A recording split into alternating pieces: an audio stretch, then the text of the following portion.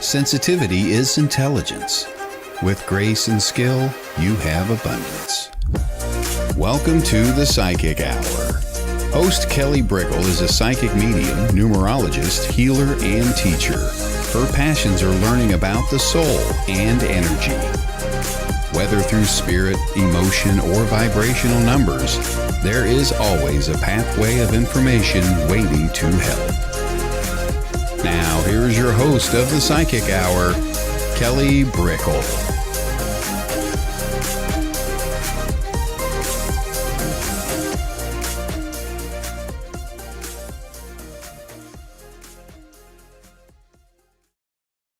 Hello, everybody, and welcome to the Psychic Hour. I'm Kelly Brickle. This is the interview show, and we have the wonderful Lisa Williams on today, and we'll be talking with her in just a moment. We always dive into the topic of the day, and it just gets the energy flowing and going. So welcome, everybody coming on in. You will have a chance throughout the show if you want to pop down comments or share your thoughts. And we're just going to be taking questions as they come, and also just naturally talking with what Lisa and I touch on with her journey, her life with psychic mediumship, what she has in the works, like classes. She has some exciting things coming up everybody can be a part of, and just really going with that. So hello, everybody coming on in. Hello, Keith. Hello, Maddie. Hello, Salisi. I like that name. Hello, Sharon. And we'll be continuing to say hello as everybody comes on in. It's great to see you. Hi, Tim. Hi, Ramona. So the topic of the day is going to be focused on healing and restoration. And it's so important to return back to this understanding and this vibration of what it means to heal ourselves and be in a place where we find ourselves returning back to balance, returning back to a strength that when we get overwhelmed, when there's too much going on, you could have, let's say, 1,000 pings around you from people, from projects, from family, from life, from just whatever is on your plate. You will find that your energy gets overwhelmed. It's so natural to do that. And what happens when we do get overwhelmed? Do we have things ready to go to restore ourselves? Is it an ongoing process? And for some of you, you might say, yeah, I have a self-healing care regimen. Some of you are like, yo, I'm working on it. I'm working on it. I'm in classes to learn about myself to answer that question. Whatever it may be, it's important to understand that it's time to put attention on yourself in a new way. So we could have 1,000 self-care healing techniques, but from year to year, they're going to change. And I talk about that a lot. You know, our energy is always changing, so our regimens have to change, and our understanding of ourself has to change. There's new areas opening up, whether they're truly new, where we go, wow, I've never experienced that in life before, or whether like the past is being exhumed, right? Where we go, oh, I remember this. I thought this was over, right? And we pull things up from the past and we go, that needs to be healed. Whoa, that is just pulling at me and making me do weird things. So whether it is new or old or just the typical of how am I spinning myself out again, we need to call back to ourselves. And it's really important. So I'm a big fan of community, and I'm a big fan of being cognizant of how we share our energy. And it's important to have our alone time. It's important to have time to step away, because I believe as humans, we are constantly sharing energy. Like it is built within our makeup to share and receive and become and collaborate. And synergy is just natural. It's like how the universe expresses itself. That's my belief. So, you know, those of us who are sensitive, we're constantly aware of all these little ingredients that we're picking up, or sensations or thoughts, emotions. And we go, well, yeah, that's just a part of how life works. So the more sensitive we become, the more we pick up consciously, and the more we do have to step away at times. Some people need very brief steps away. Some people will joke about it and, like, okay, I'm going to go be a monk for a month. And just depending on what it is, it's kind of it is the concept of return back to yourself, know thyself, because we have to strip away what doesn't work. And sometimes there's all these lovely people within our lives and there's all these lovely things happening, but we have to strip away and go back to the simplicity of what simply works for ourselves. And the good friends and the good people in our life will allow us pause and break. And there is natural appreciation of the sharing of energy. It just doesn't have to be all the time. And the things that are meant for us take time, sometimes to percolate, or the things that are meant for us take time, to just allow us to be when things are right for us. So, if something's right for you, you can't miss it. And if you are healed and restored and you're grounded while you are doing it, oh my goodness, you're going to go get it. You really are. So I'm reading some of the comments and people are talking about like, yes, rest, relax, and they're working on it right now. And I love it. Bonnie says, I make art to balance out. And yes, some of these things to balance, when we return to ourselves, it's activating these parts of our energy that are just so natural and beautiful and make us feel alive, where we're not distracted by the other things around us so much, but we can, focus on opening up our energy, focus on being ourselves, and just naturally being without all the busyness. So Bonnie was talking about arts. Some people write. I know I cook. I write. That helps me. Sometimes it gets my mind a little busy to write. Like I find that I get so many ideas that writing for me isn't always my piece. Sometimes it is. But for cooking, it's almost like as long as it's not too busy around me, I get in the zone and I just start creating. I start thinking of flavors. I start thinking of ideas. I start thinking about how to balance the food, feeling when to take the pan on and off the burner. It's like this whole kind of dance where I get to just relax. Or sometimes when I go to the grocery store, I'll just walk around and I'll think, what does my body need? Or what would I like to make? Or what goes together? What's new? So food for me is a great balancer and a grounder. And I like being alone with food, even though socially I will create for people, and that makes me very happy too. But that's how I return to getting into the zone and finding my power. Um, so there's quiet, relaxation, and restoration. And sometimes there's active, like riding a bike or going for a walk. Walking is very important for me. So it's the normal things sometimes of wellness, but then what are the things that are so unique to you that other people just don't get? So not everyone loves cooking. That's one of the things that some people just don't get. Not everybody loves cooking. Um, it could be the art. Not everybody loves to draw. Some people, they will tinker around in their workshop, right? They'll build things, they'll whittle things, they will work on cars, restoration with cars, restoration of self through sometimes the inspiration of restoring other things. Um, it doesn't have to matter what it is as long as you go, yes, I'm activating a part of my spirit, I'm activating remembrance.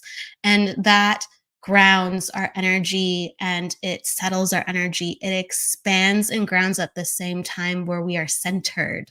Sometimes we don't need more grounding. Sometimes we don't need more spiritual expansion. We just need to be centered, and everybody has a different combination of what it means to be centered. So it's like, who are you really? What do you really want amongst the chaos of life? What is the authenticity of you? And you need to pull away from people and things to find it. You can be inspired by, you can be led by, you can be, you know, guided in a certain way of being. But ultimately it reminds you, yeah, I want more of this. And you want more of that for a reason, because that's the real you. You want more of something that another person inspires because it goes, oh yeah, I remember that. Or, that's the next step. And because it's all you. So who do you want to be? How do you want to live? And one of the most beautiful ways to do that is to get back to the simplicity of who you are, and you need to connect. You need to connect and you need to get centered. So, with that said, to center the energy and to help set the stage, we're going to bring in Lisa in just a second here. So, everybody, please give her a warm welcome. And I love the comments. Yes, everybody is in touch with learning about how to center and grow and expand. So, thank you for joining the conversation with me. So, let's bring on Lisa. I'm going to pull her in right now. Hi. Hello. Hello. Hi, Lisa. Hello. How It's great are to see you. I'm doing great. I'm doing great. How are you? I'm good. I was listening to that and I thought it's really important how you need to be in alignment. You need to be centered. You know, you can do all of this other stuff, but it doesn't feel centered for you. It's not right. I love what you're talking about. We find ourselves very topsy-turvy, even when we feel like I'm walking my path sometimes, yes? Yeah. And, oh, go ahead. No, go for it. I'm just agreeing with you. And a tornado can ensue sometimes when we're on our path and we go, why is everything getting kicked up? I'm on my path. Exactly. And you think you're on your path, and you know that whole saying that you have a plan and God laughs, but it is, you're on your path. And I always say, well, sometimes we just have to, we're like a tree. Our roots are really deep into the ground. We just have to flow and wave and everything else. So I think that's important. Be a palm tree or willow where we don't break. Play. Yeah, break. You know, the body sometimes breaks, but the soul, I feel like it's so everlasting and so resilient. For sure. We're made to bend. Okay. I want to give you a warm introduction for everybody who does know Lisa or is learning about her for the first time. Lisa Williams is a world-renowned medium and clairvoyant with an incredible ability to communicate with those who have passed on the other side, bringing healing and hope to people from all around the world. She's an accomplished author of several books on mediumship and spirituality, including Survival of the Soul, Life Among the Dead, and Was That a Sign from Heaven, as well as Divine Wisdom. In addition to her own television show on Lifetime, Lisa has appeared on programs including Keeping Up with the Kardashians, Jimmy Kimmel Live, Anderson Cooper 360, and The Oprah Winfrey Show. In 2013, she launched the Lisa Williams International School of Spiritual Development, committed to delivering world-class spiritual learning opportunities with her unique hands-on method of teaching. Welcome, Lisa. Thank you, Kelly. So many accomplishments. Someone mentions the Kardashians. You know, again, it's like you said it, the way appears and you're walking your path and sometimes you're like, I'm here. This is a part of the path. Didn't expect that. Yeah, I know. I didn't expect the Kardashians. I remember that day. It was crazy. Yeah. It's exposure to spirituality, though. Like sometimes it's about, letting people know what spirituality can look like and being a voice for that. And you very much are. Thanks. Yeah, it's, I think I'm all about an advocate for letting people understand what is their gift, what is their unique, special space. And so, I think it all has to be embraced. Spirituality means something different to everybody. And I think there's a specialness about it that we have to find in ourselves. It's really important. And I'm all about, let me help you embrace that and see where it goes. Yes. And it humbles us because we're all human, whether we are in a mansion or we're in a hut. We're all trying to figure it out. And we all want that guidance when we feel lost and confused and overwhelmed. Yeah, definitely. We all want it. Even as psychics and mediums, we want it. We need a little bit of help. We need a little bit of guidance. We need some, and there's Max jumping and barking in the background. But yeah, we need a little bit of help and guidance in the, no matter who we are, we're only human. And I think that's important to recognize as well.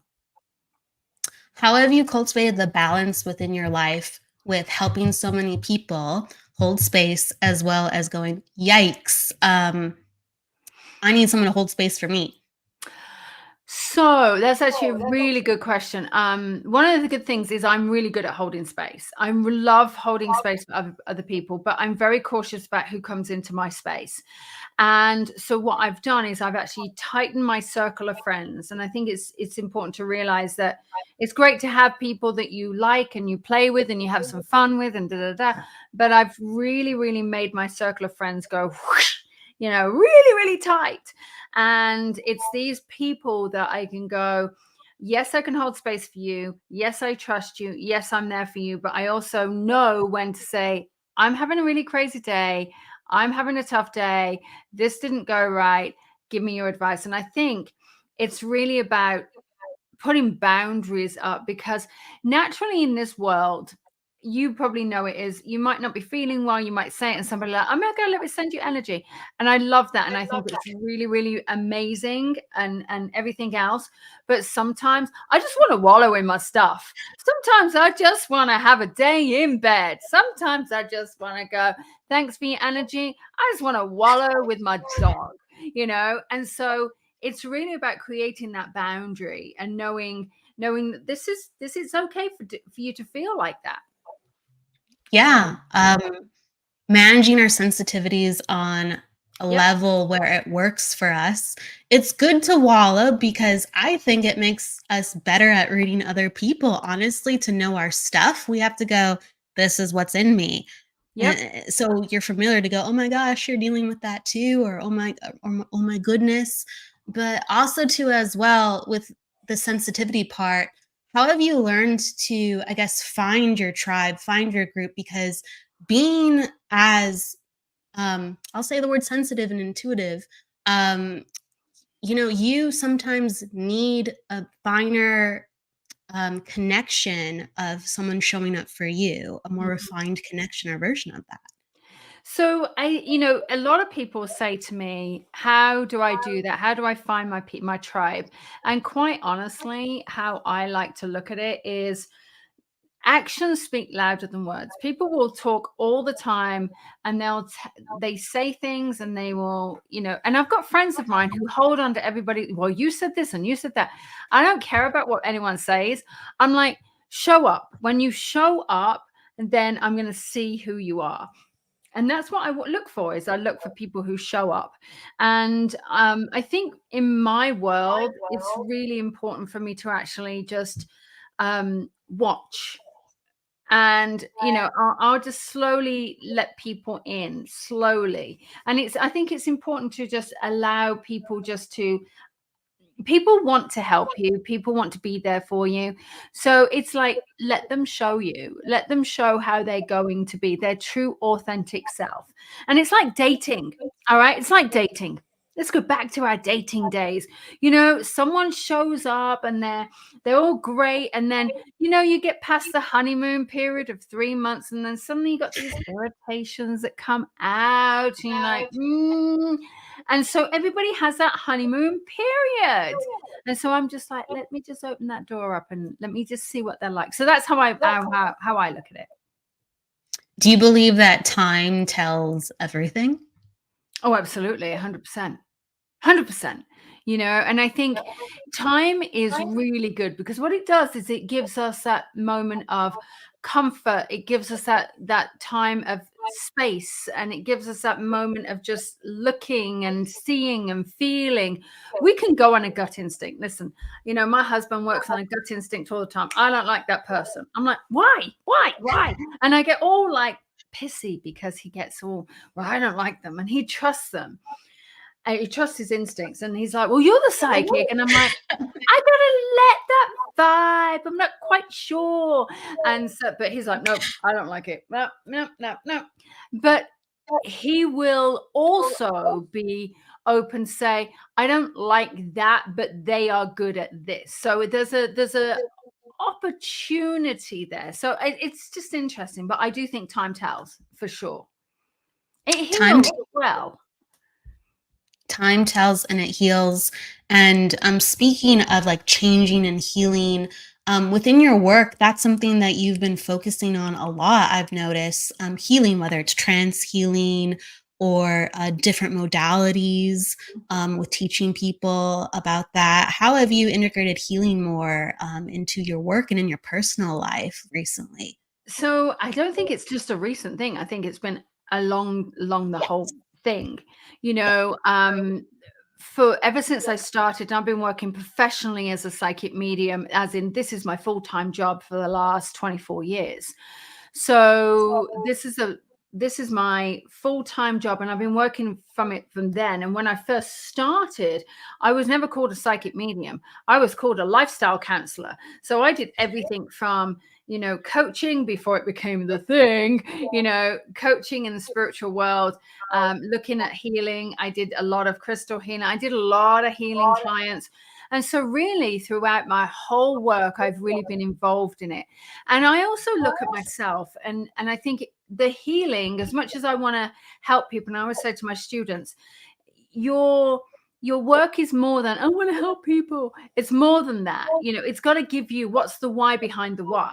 And so when I look at what my why is, why I want to do the work as a psychic medium, it's got to heal me in some capacity. And so when I look at it healing me and I look at what it's trying to do for me, it's on a very personal level. And then when I bring it out into the world, because everything I've worked on for me, I then bring out to the world. I think it's so powerful because I've seen the transformation. I've gone through my own healing journey. I've gone through a journey with my own animal. There's my dog. I've gone through a whole healing journey with my husband. And so I want to bring all of that out to help people because it's through trial and error. And I feel that people are looking for a lot more deeper healing now rather than I do this because it's like scratching the surface. I'm speaking to your mom. She's got blue eyes, blonde hair. She had one leg, two thumbs, you know, whatever it might be. And there's a deeper element. So your mom is in spirit, but let me see how we can close the gap. How can we heal that wound? How can we give you that emotion? How can we help you communicate with your mom? So I think there's healing on so many different facets that we just have to tap into. Absolutely. I mean, just as a reader, because you do so much with teaching people and developing people within your school, there's a lot of times where it has nothing to do with their abilities. It's just they are so anxious or they have so much emotion pouring out that they can't ground the energy. And sometimes they need the healing and they need to go deeper within a different type of energy to unleash their mediumship or unleash their psychic power. Yeah. Yeah. And, you know, it's funny because I say to a lot of my students, you know, you're always going to heal something in you. And there's always going to be that big boom situation that is going to be life changing. And it could be an operation, it could be an accident, it could be a death in the family. Something's going to break that open to give you that aha moment of I am being more intuitive, I'm more sensitive, I'm more aware, I'm more empathic, I'm more this, I'm more that. And so sadly it does happen, but in that place what we're doing is we're opening ourselves up into opportunities. And it can be very scary whenever we embark on a new situation in our life. It can be super, super scary. And so what we also have to recognize is that even though it's scary, play with it. Don't fear it. Just play with the emotion, play with the sensitivity, play with how it vibes for you, and play with your gift, because everybody's got a gift. Everybody has got a gift. And it's really about playing, uncovering, discovering, feeling, experiencing what it is and how it works for you, whether it is psychic, medium, healing, crystal, sound, I don't know. Whatever it is there for you. And definitely working with healing brings us back to who we are so we can actually be with our gift. Yeah. Yeah. Because I know when I'm overwhelmed or when other people are just really going through it, they're just white knuckling life and they're looking down or they're looking straight ahead and they're not, oh, well, there's a sign and I just met that person and that goes together. And that's an opportunity right there. Like, they can't see the bigger picture because it's just, there's too much stress. There's too much, resistance by just coping. Mm-hmm. Yeah, and there is so much resistance by coping. And I think what we do, and certainly in the work that I've been studying, is we get into that on a white knuckle ride, fear. We get into fight, flight, fright, freeze moment, and the amygdala gets triggered, and we just don't know how to operate. And what we actually have to do is we have to go directly into our internal self, into our alignment. What is an alignment? But in that moment of that fear or that fright or that space of like being triggered, we can't get into that internal moment. So the one thing that I always say to people is get into that breath, go into the alignment. Your body is your absolute pendulum for anything. Your body is the internal gauge, your barometer for your own intuition. And when you're in your own gut, in this space of feeling your own body, feeling what it needs, where do you need to go? What vibe should you go here? Should you go there? So when that instinct happens, you're like, oh, I don't want to go there. We have to listen, because your body's the gauge of the intuition that we are trying to access. And that's all it is. So when you're in that fear, that frozen moment, listen to this and breathe.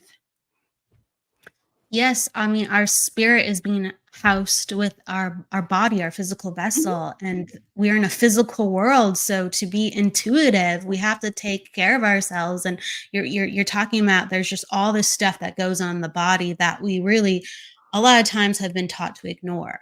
Yeah, we have, because we've been conditioned as we've been going through life. No, no, no, no, no. Don't touch. Don't do this. Don't do that. Don't listen. Don't feel. We've been have opinions on us. We should listen to this. This is what's right. This is not right. This is where this.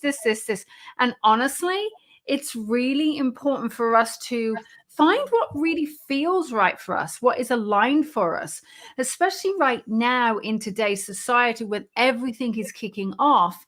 We're almost in this place of gripped in that space of fear, and what is it that's happening? And truly, we have to go back into our own self, our own alignment, and act upon where we feel is right. And it's so interesting how a lot of people just don't listen to their own internal barometer, and they're driven by all the opinions of everything else, and what their conditions were as they were grown up as a child as well. So we always act and react on our childhood wounds. And that's how I always look at it. Like reacting to the state of the world, or reacting based on what's going on within the community, like with people's perspectives, and really not cultivating at the same time our inner worlds. We just go, well, I guess I'm supposed to react right like that, or I guess I just do react like that. Yeah, it's like friends of mine come to me, and they'll pick up their phone, they'll be like, "Oh my God, can you believe that they said this?" And I'm like, "Well, how are they saying it?" And it's a text message. Whoa, and I'm like, "How about if they say it like this?" Da, da, da, da. And they're like, "Oh, well, that changes everything." But and what it does is they are looking at it and they're acting out on their fears. So I always say to people, act and react you're going to act and react based upon your triggers, your wounds, your trauma, whatever it is. But what I always then say is leave it. Leave that comment. Look at it when you're in a different mood. Look at it when you're in a different mood and see how it fits. Or how about pick up the phone if it's someone close to you and go, "Hey, can we talk about this comment that you just had?" Because there's a lot of people that just assume and they don't find out directly from the horse's mouth. And that's one of the things that I think needs to happen. We act on our wounds a lot. I mean, we all have them. And yeah, that's why texting scares me sometimes. It really does. Yeah. There's been a lot of interesting happenings just from texting. Yeah. And and I think that's where people get so confused, and there's a lot of assumptions. So I really do try to, I'm turning and looking at my bookshelf, because I really do try to work on this book, The Four Agreements. Okay. Yes. So the Four Agreements are so powerful. And it's like, you know, the Four Agreements are just one of the books that I just adore. And it is being impeccable with your word, first of all. And then we look at don't take anything personally. We look at don't make assumptions and always do your best. So when we look at these four agreements, and of course he's got a fifth agreement now, what we have to do is we have to really live by this. So I think when I'm impeccable with my word, which means one, I'm impeccable with my word for myself. I don't give myself a little white lie, or I don't, you know, I'm honest with myself. I don't have the negative talk to myself. That's one thing I don't do, is the negative talk. And I think it's very important that when we try to step in and to be, listen, I'm a spiritual teacher, so I'm more under the microscope than most, because, you know, they look at what I say, how I say it, how I speak, da, da, da, da. People don't care whether I turn up with makeup on. They care about what comes out my mouth. And so for me, it is about being impeccable with my word. And I try to stand by that. And so, you know, if we're in our authentic alignment, then guess what? Everything else just works. Mm-hmm. And so being in alignment, parts of us are naturally just, okay, I can function, I can go, I can get through this. And then there's times where we just hit a brick wall. So in the comments, someone was talking about, yep, I'm still going through the dark night of the soul, and I feel that I'm at the end of it. But Good. For people who are transforming, and this is Scorpio season, we've just entered it. It's all about transformation and the mucky stuff, right? Yeah. What do you hope for people who are in the dark night of their soul, or they are just getting into that next phase of learning what they are all about? So I think, you know, the dark night of the soul is really important. Okay. First of all, let's have some recognition for where you are and where you've come and what's gotten you to this point. And you have to have, because the dark night of the soul, we've all had it. Okay. I've been lying on the floor, crying, rocking, you know, screaming, shouting. The dark night of the soul is really a tough place to be. But when we have gratitude for where it is, and I am going to say, if you're going through the dark night of the soul, everything is going to get easier. But what we have to do is realize that things can only get better. And it's taken us to this moment to get to that point, and then we transition out of it. So when we're moving through this dark night of the soul, what we're doing is we're going, okay, that was tough. I'm strong. I'm resilient. I can do it. I'm courageous. I have all of these abilities that now suddenly I'm lifting myself up. And then if you're on this, you're coming out of that dark night of the soul, what you actually have got is a blank slate. You've got this clean slate, and you can choose anything. And often what's happened is getting into that dark night of the soul is expectations, pressure. It is what should be, could be, would be, all of that stuff. And it really is the opportunity to then look at this, where am I going? And it is this absolute beautiful window of opportunity where it can be the gift that will just give to you forever, and could also be the gift that gives to other people too. Because some people like me, whenever I go through my dark night of the soul, it's the opportunity for me to come out and say, now let me help you find your way. Because and then it's amazing. It really is. So anyone who's going through it, hang on in there, hold on. The ride is going to slow down. Exactly. It's a very important time. So that's what I was going to ask next. How do you hang on for the people who are enduring right now? What do you recommend? What do you encourage while they're hanging on? A support system. A support system and faith. Now, a lot of people are going to be looking at it and going, I don't have faith. I don't have faith in God, I don't have faith in people, I don't have whatever. But you have the faith within you, your internal system. find a spiritual practice, whether that is everything from reading the Bible or reading meditations or affirmation or getting up and just showering, getting up and just having a shower. We have to find that spiritual practice, whether it is you going into that place of just, I don't know, getting into that place of just, I've got to go. This is what I'm doing. This is how I'm going to walk my dogs. This is what I'm going to eat. I'm going to drink water. I'm going to open the opportunities up. You've got to hold on and take your spiritual practice. And sometimes it is moment by moment, not even day by day.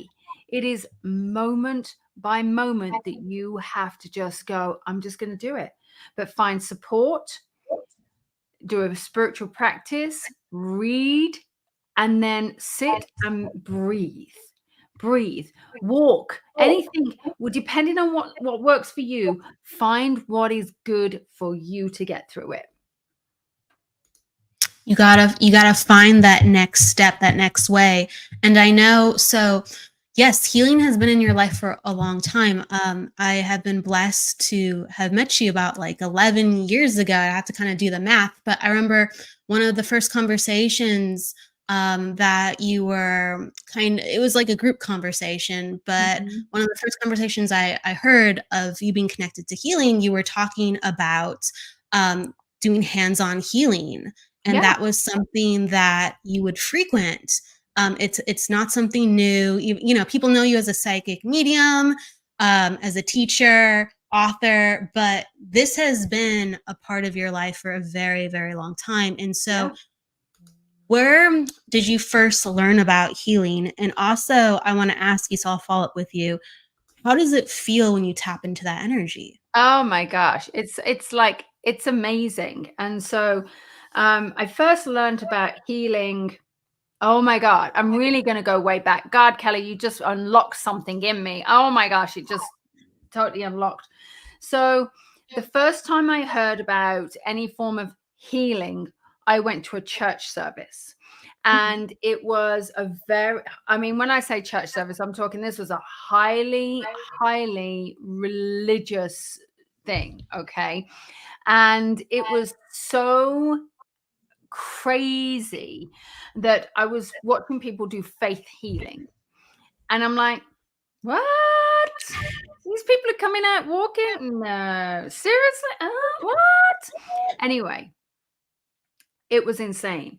And I was like, if that can happen, I want to do that. I never forget that moment. And I must have been 12. Must have been about 12. I was on vacation with my grandparents, and we used to have this place where it's called the Sunshine Club, and they used to bring all of the kids from their, part of their church. And I remember I used to play with the kids, and we used to go down to the church. And then I remember one day they said, if you want to find Jesus or you want to find God, whatever it was, put your hand up. And I found my hand rising. And I was like, whoa! Yeah, let's do it, right? Anyway, so, I said this prayer, blah, blah, blah, and it felt all of a sudden this wholeness within me. It was so random. And then I remember looking at my hands and going, always realizing my hands were really hot and I couldn't understand it. And my grandmother, would sit there and I would place my hands and she's like, your hands are really hot, Lisa. So I was like, okay. And then my grandmother on my other side, my psychic grandmother, was telling me about how her healers would come. And I'm like, what? What are healers? And it was all very weird. And then I started to uncover, I started to go to spiritualist churches and everything else. And I realized that I could heal. And I remember putting my hand on somebody's mouth. And it was one of those embarrassing times where I walked into someone's house. Her mum was there, and I just went up to her and I went, how are you feeling? And I literally did this. And I'm like, why am I touching this woman's face? Right? Why? So, I mean, it's bizarre. She said to me, it was so funny because a couple of days later, she said, Lisa, you touched my face and I had chronic toothache, and I could not get an appointment for 2 weeks to the doctors. She said, you place your hand on my face, and within seconds that pain went, and I went, oh my God, and it scared me. It scared me. But that's what started my kind of journey into the healing realm. And I looked at Reiki, I looked at crystals, I looked at sound, and I kind of played in the space. And that's what I did. Yeah. When you just held her face, it was like you were moved, like just to move your hand. When you were like, okay, sure, I'll try it. You found yourself in these situations where you didn't know until later, right? No, I had no idea. I mean, yes, I was doing psychic mediumship. I've been doing that for a long time, but I didn't really. So here's the funny thing, Kelly, is I actually only wanted to ever be was a healer. And all of a sudden my psychic stuff developed, my mediumship developed, and then I was forcing my healing. I was forcing it, like, I need to do Reiki, and I need to do this, and I need to do that. And then I'm thinking, why? Just play with it. And so I think it's really only in I want to say maybe the last 10 years that I've really started to play with it. And I never forget, this is actually a funny story. My husband, my skeptical husband, okay, big American soldier. I was going to say big something, but big soldier, 6'5", big guy. And he does not believe a thing. He's like, whatever, Lisa. He does not believe whatever, and it was our first night that we'd spent together. Okay. And the following morning he was like throwing up, and he was in the bathroom, and he was like, ugh. And this is not the way you want to spend the first morning that you've spent with this person, right? So I just said, listen, I know you don't believe in my stuff, but can you let me do my thing? And he went, oh, grumbled under him. And I placed my hands on him, and I sent this energy. And within seconds, he was sleeping like a baby. And I just left my hands there, and I knew the energy would go wherever it needed to go. He woke up 2 hours later, as right as rain, like, right, let's go. And I went, what happened to you? He went, you happened to me. He said, I don't believe in this stuff, but I believe in that. He said, I don't know what you did, but thank you. And that was it. So that was a funny story. I believe in that. You don't have to believe in it, but if somebody you trust and love enough shows you that it's possible, you go, you know what? It exists. Yeah. It exists. I know. And then we went and ate pizza, so he was fine. You would have to be, right? From stomachache to cheese and all that stuff. Oh, it was funny. Yeah. What does it feel like for you when you're healing? I know it can feel very different depending on what you're doing or where you're at within your life, but what does it feel like for you?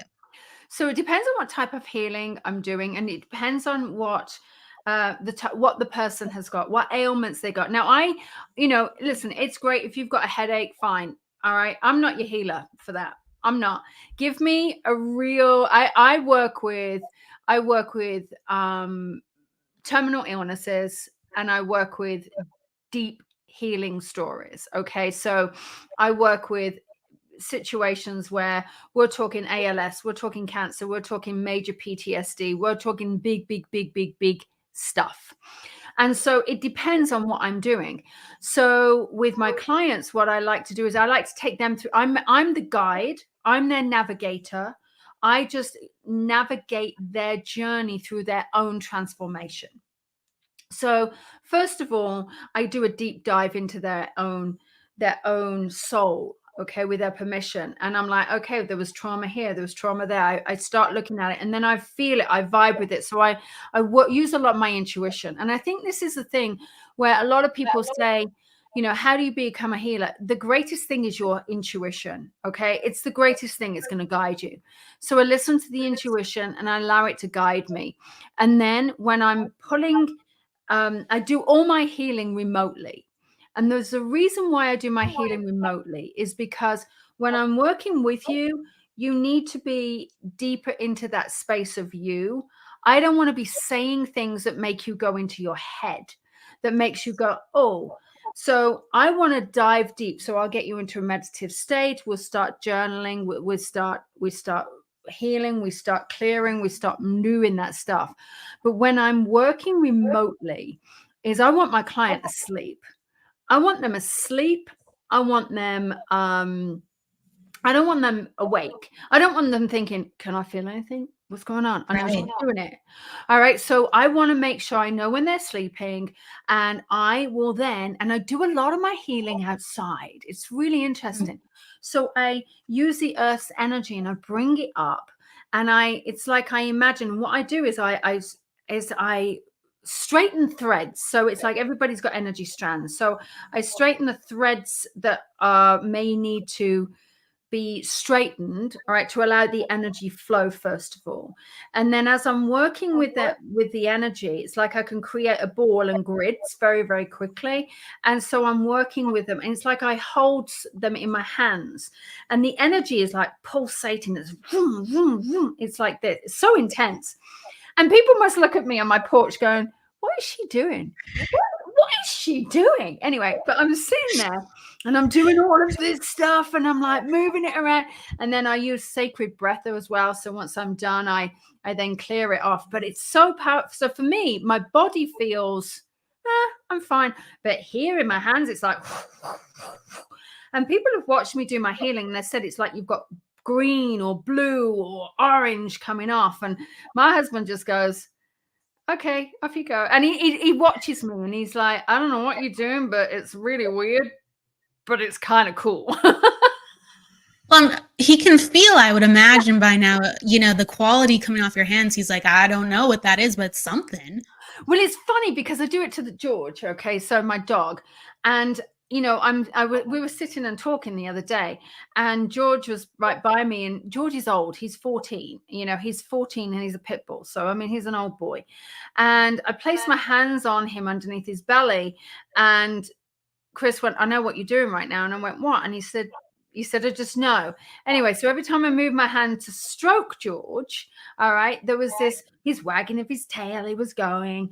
And then all of a sudden, when I would channel the energy in, he would stop. Even though he knew my hand was there, he would just stop. It was like he was receiving. And it's so insane how my dog just picks up on it. And I swear to you, Kelly, this dog came to me when he was 6, and he was riddled with cancer, And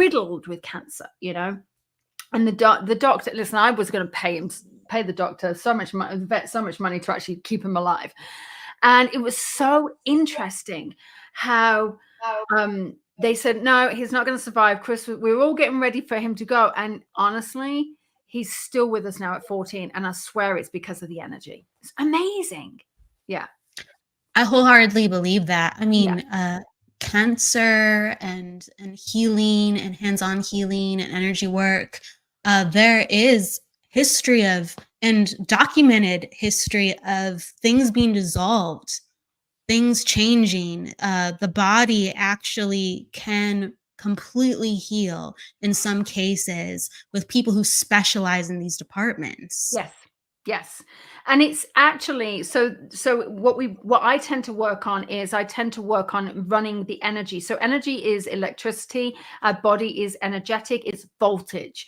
And if ever we look at, so I do a lot in the quantum area. So I am all about different types of healing and how we activate the quantum energy. And so what I'm doing is so we've got electromagnetic, and then we've got scalar energy, which is 0 point energy, scalar energy, chi, whatever you want to talk about it. Nikola Tesla talks about it. Einstein talks about it. The Buddhists, we all talk about this energy, but no one knows what it is. And we can get into that space. So I actually want to pull most people into this and send as much different energy through, which is actually why I bring the energy down from the universe, but I bring a lot of it up from the earth. And so what I think is very important here is that we utilize on what the body needs. And so it's insane what we do. And so when I've actually been working with my clients, I've had And I will say this, one of my greatest clients actually came to me when she was 23 with stage 4 ovarian cancer, and the doctor had written her off. And I went, okay, her name was Melanie. And I said, right, we're going to work with you. And she went through this, and it was so crazy where the doctor literally said to her, I don't know what you've been doing, but what have you been doing? So this tumor had gone from like the size of whatever to the size of her little fingernail. Wow. And it was unbelievable. She was just about to have surgery, and her doctor came in and said, you can only have close friends and family in. And she said, well, this is my healer. And he said, no. And he was like, so, and that's when she told him how she gotten to that point. And I was the first healer that was allowed into that hospital. And that was 25 years ago in the UK. And it was unbelievable. And so now, obviously, in the UK, a lot of people have Reiki, and they allow healers in, and they have Reiki on staff. But it's so interesting how the doctors' minds are changing around from this. And I work a lot, with quantum energy. People are now creating healing retreats. I'm working with a lady who's been written off by the doctors, and her cancer has reduced by 40% just by doing simple techniques and tricks and working with me and other things. It's not just me, but her mindset as well. And it really does change everything. What we're trying to do is rechange and rewire neural pathways that stop the body staying in that space of I'm going to die to let me have hope. And it changes everything.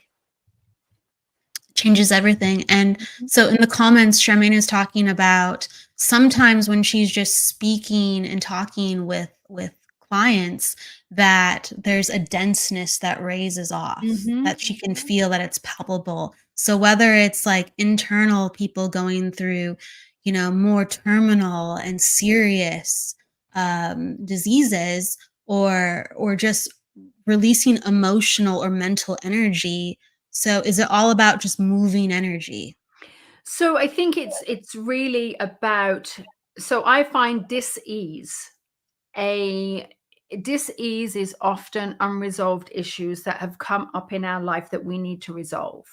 And so what my aim is when I do a deep dive into the soul, we all have a soul contract. So this is going really deep here. And it's insane. So I do a deep dive into the soul. Our soul contract, it says, you should marry here, and you're going to marry this, and you're going to divorce here, and you're going to have this, and this is what's going to happen. So our life is planned out, okay? And what tends to happen is just because our soul has gone through these experiences to enrich our experience of life. So our soul has experiences that enriches our life. Okay. Now I'm going to look at some of my experience. I'm going to say they did not enrich my life. On the conscious level, no way. I know. I'm like, whatever. But then our brain recognizes trauma. I was hurt. This happened to me. This was abusive. So our brain recognizes a trauma. And our soul and our brain are two operating systems that really don't like each other. Okay. And so if we took it this way, our soul is trying to say, hey, I can help you. The brain's going, screw you. I'm keeping you safe. So they're two operating systems that can actually work against each other. So when we recognize the deep dive of the soul and understand what the soul contract is, that's great. Our brain then goes, oh, okay, I'll be open to you. All right. So what we have to do then is start retraining the brain. We then have to do a deep dive into what our trauma has led us to. So then it's going back into and healing these wounds. Okay. And so a lot of coaching comes in, and that's when I do a lot of visualizations. I do a lot of past life regressions, a lot of regressions, a lot of let's really heal this energy, working with crystals. And so what we're doing is then if they're struggling to lift that energy, I'm here to help them. I'm here to lift it up. I'm here to actually help. And then what we then do is if somebody is like they can't do it themselves, they're too weak, they're struggling, whatever it might be, what my aim is to go in and try to, as you're trying to get up, my aim is trying to get in and maybe pull the tumor that is there Hey, is that what I did with you? But Saying it's trying thank to you. pull the Yes. tumor away, and like I'll pull it into a capsule in their body, and that's when I'll get the client to pull this out of their own body, because I'm not here to remove it, because it's not my contract to remove it. If they want to heal, it's not my contract to move this. That's smart. It's Yes. theirs. Yes. You're facilitating them removing it because And so right then there. I'll guide them. And then I'll help heal that space that has got the scar tissue that's still, and then I'll work on the healing. So my work is really, it's so varied and so very faceted that the healing, hands-on healing, is only just, it's scratching at the surface, because that happens in the moment. But I go dive deep into the soul. The soul is what tells us everything. The soul, our contract, and it's whether we can retrain the mind, which is why I studied neuroscience. When we can retrain our mind and we can get into the quantum and retrain it, and then our body listens, then guess what? Healing can happen, because our body, our skin is like 6 weeks old. It resheds itself. Our liver resheds itself. The body heals itself. The body regenerates. And cancer cells live in toxic environments. So what's happening is our mind is creating toxicity, because our mind is like fear, this, abuse, da da da da da da. And what we're doing is, it's what one cell that just goes, I'm here to protect you, ping, and we go, oh. And I haven't worked with this woman, but a friend of mine that I work with, she's been doing very, very similar stuff. And she had this woman fall in love with her cancer. She fell in love with her cancer, fell in love with why it came. And she loved it all the way through. This woman, she had a very rare type of cancer, fell in love with her cancer, and went into remission. Wow. And it's amazing. Now, listen, I can't say I'm going to heal everybody, because it might be in their life plan or contract to pass. And so there's always a life contract. And so there's elements of it. And then we've also got, there's another element where people say, well, why was my child born with cancer, or born with this, or born with that? And again, there's a deeper energy about it. So when we start understanding the life contracts that go with it, then we can understand the more bigger picture as well. And it's a really tough place to be, because our linear mind does not think this, but our soul knows it. And all in our linear mind is, I just want to save, I just want to live, I just want this, I just want this. And what we're doing is we're holding on to an ideal in life, which is a very hard thing to do. And even we all hold on to it. So I get a bit passionate about this, Kelly. You are passionate, but it's good. I mean, I think the mantra is within it, and let me know. You have to lean into it. You have to, because as a healer, you're like, I'm here with it. I'm guiding, I'm assisting. We're gonna move it. I need your energy to now move it too as well. Get acquainted with it, learn. Sometimes we're going to understand why it's here. Sometimes, we don't know everything, but we have to get acquainted with why it's here to a certain degree. Yeah. Because what we're doing is, we can't just say, oh, it's here, now let me fix it. Yeah. Because that's putting a Band-Aid on something. That's why cancer keeps coming back and back and back and back and back. What we got to do is, we've got to go, okay, I got to dive deep and find out what this is protecting me from, what it is, how am I going to help it? And a lot of people, and truly, a lot of people will say, I'll say to people, this is not for the faint-hearted. I'm going to start rewiring your neural pathways. I'm really going to start diving deep into some things. And you, as much as you're doing the physical work and you're dealing with this difficult illness, I'm now going to put you in an emotional state where we're going to have to really uncover some stuff. And they're like, I don't want to do it. It's like going on a diet.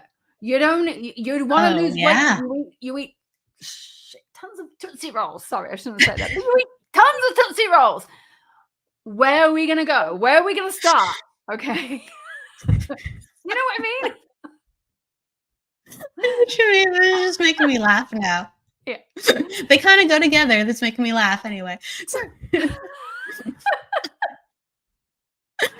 So, well, Judy is talking about my reformer Pilates, my reformer Pilates instructor is into neuroscience. She gives us the most complicated exercises to retrain our brain. It is so good. But yeah, it feels complicated, or it feels like, oh, like you're talking Difficult. about. Yeah. And so actually, I love that she is doing these exercises, because there are certain things that we can do. There are certain things that we can do. What we can do is we can actually get into that place of doing certain exercises, retraining our brain. There are so many things that we can actually do to make sure that we're okay. We can take away stress. We can start planning. We can sleep more. Oh my God, there are studies on sleep. Getting sleep, eating right, drinking water, using your intuition. And what truly back in the pandemic, I followed not only my CSA group, but I had probably about 50, 60 students, psychic mediums, who all went through, actually, no, there was more of that. It's probably about 100. I went through all of these people to actually see stress management, hydration, exercise, all of this stuff. In fact, Mayum has just gone, yes, because she was part of this. I literally studied everybody. They had to write down what their readings were like, what their healings were like, when they had got enough sleep, they'd eaten correctly, they'd gone through stress relief, they'd gone through the water, they'd exercised, they'd actually started to tap into alignment of themselves. And every single one of them, their readings said that it was so much better when their neurological were in that, when they were in that aligned space, they'd done all the stuff that their brain needed, then they were given the best readings of their life. And so it is amazing. I believe that. It's so real. I mean, my body is sensitive to food and sleep and all that, and that's been something I've always learned to understand. And it definitely makes an impact on me. Now, for other people, I really believe that that impact isn't so dramatic, but they're like, yes, it helps. Yes. And having that integration, no matter if it does affect readings, it will affect another area of life. Some people are just so grounded with the way that they read and how their body connects that they don't feel that huge offset in the reading department, even though you're 100% right on the money where it changes your energy. It just makes things easier. But let's say relationships suffer, or friendship suffers, or other things, like they just can't take on the load because they're not balanced enough, and That's they right. spin out eventually. Yeah, always. And and I did it. And honestly, Kelly, I did it. I was that person, and it put me into hospital. And because eventually you do spin out, eventually you can't cope. You can't keep going on the overdrive that you are, on the way that you're overdriving, like, oh my God, I've got to drive this train. Da, da, da, da, da, da. Because what you're doing is you're not listening. You're not intuiting. You're not vibing. You're not playing. And I think it's all about balance, and I go back to your question, like, how do you have your your inner circle and make sure you trust and all of those things?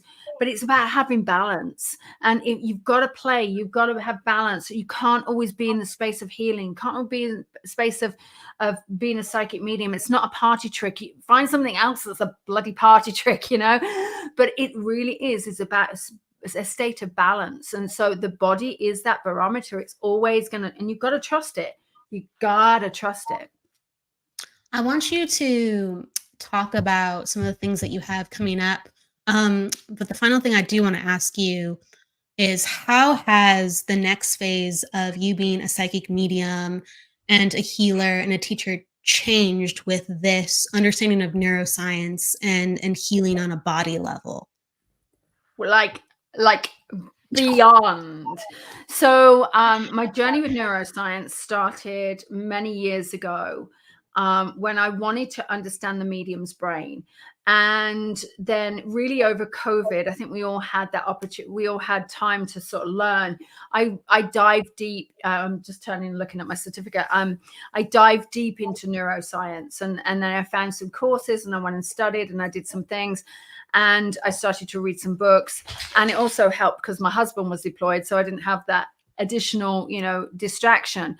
but it was amazing. And what it made me do is it made me realize the human brain. It made me understand the way that we work with energy. And what it really did is it brought everything together. It bridged the world between science and spirituality, and that there is a balance between it. And so what we're doing is we're coming into this, and that I've realized that my teachings have absolutely exponentially changed, to the point that I almost feel that I've done a disservice to the people that I trained 10 years ago to where I'm at now, because not that the information is different, it's more deeper. Well, it was very good 10 years ago too. So I'm just saying. I know. I really loved it. It helped tremendously. Yeah. But you know what it did, Kelly, is it made me realize, well, I was teaching this way and I didn't understand why. And I just put it down to energy. All right. But I went, this is why, because of the brain. And I always knew there was a deeper thing. And so now what it's done is it's exponentially blown me out of the water. So I now, with my readings, it's so different. My psychic readings, my healings are so much different. Just everything has now gone onto a much more different level. It's like, and I think it's also the fact that I've matured too. My wisdom has come in such a deep, profound way that I'm not saying, I'm wise or anything, but the wisdom, the ancient wisdom. I'll say it for you. Thank you. But I've tapped into ancient knowledge. I've tapped into ancient wisdom. I've tapped into the source of really, truly who I am and why I'm on this earth plane, to really utilize the energy and work with the energy, and really stepped into my ancient gifts that I've had for so long, but I used them to conform to society that the way they wanted me. And now I don't care. Now I'm like, listen, I can be as crazy as you want, and I'm going to be crazy, but it actually works. It actually works. That's the thing, science might have to catch up, or it already has in certain departments, and we're just making it more vocal and known. But the truth is the truth, and it all catches up. Yeah. And this is a very authentic, true place that you come from within healing, within psychic mediumship, within the teachings that you have. At your core, it works. And now it's just being expressed on a more cerebral level. That's it. That's all it's done. And I think, it's very important listen, I'm not everyone's cup of tea. I know that. I'm not everyone's cup of tea. Not everyone's going to like me. I drop the F-bomb occasionally, or a little bit more occasionally. But, a lot of things happen. And I may not be everyone's cup of tea, but it's really, all I'm here to do is give people hope and trust, and to know that they have the ability to do it themselves. If I had my wish for everybody, my wish would be that everyone would know how to use their intuition. Everyone would know how to tap into their loved ones. Everyone would know how to tap into their own energy and their own life contract. And everyone would know how to heal themselves. So in an ideal world, I'm going to say this lovingly, I would be out of a job, because that would mean I have done my job in teaching those people how to do all of those things. Because really, they're coming to me because they're doubting themselves. They're coming to me because they haven't quite learned how to do it. And my aim is to make sure that I teach them how to do it, so they've got the tools to do it themselves. And she's really good at that. She's helped to do that with me. So thank you for everything that you have done, Lisa, to help me spread my wings. She's very, very good, everybody. She's a wonderful teacher.